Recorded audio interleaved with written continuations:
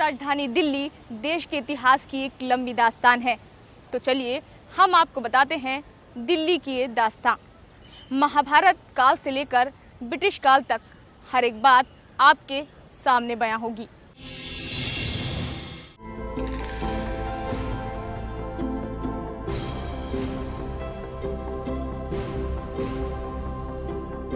महाभारत यानी 1400 ईसा पूर्व से दिल्ली पांडवों की प्रिय नगरी इंद्रप्रस्थ के रूप में जानी जाती है। कहा जाता है कि कुरुक्षेत्र के युद्ध के बाद जब हस्तिनापुर पर पांडवों का शासन हुआ तो बड़े भाई युधिष्ठिर ने भाइयों को खंडवाप्रस्थ का शासक बनाया, जिसकी जमीन बहुत बियाबान और बेकार थी। तब मदद के लिए श्री कृष्ण ने इंद्र को बुलावा भेजा। युधिष्ठिर की मदद के लिए इंद्र ने विश्वकर्मा को भेजा। विश्वकर्मा ने अपनी कोशिशों से इस नगर को बनाया और इसे इंद्रप्रस्थ का नाम दिया।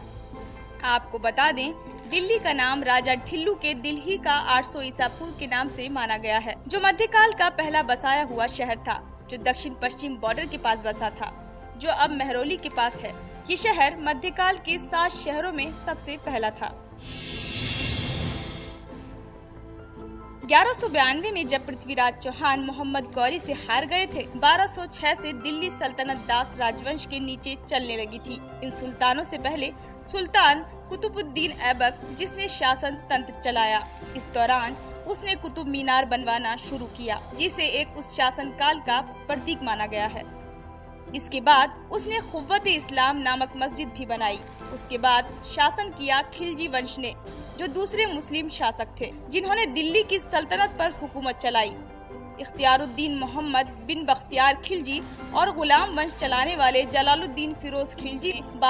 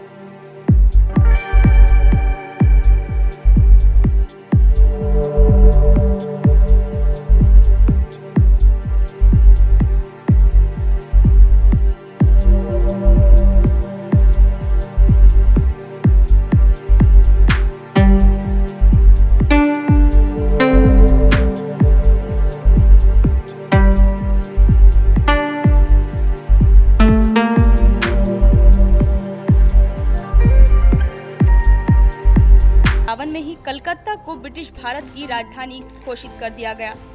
लेकिन 1911 में फिर से दिल्ली को ब्रिटिश भारत की राजधानी बनाया गया। इस दौरान नई दिल्ली क्षेत्र भी बनाया गया। गुलामी के दौर में अंग्रेज सम्राट जॉर्ज पंचम ने 12 दिसंबर 1911 को कोलकाता के स्थान पर दिल्ली को राजधानी बनाया। इसकी रूपरेखा और निर्माण के कामों की देखरेख ब्रिटिश वास्तुकार एडविन लुटियंस ने की थी।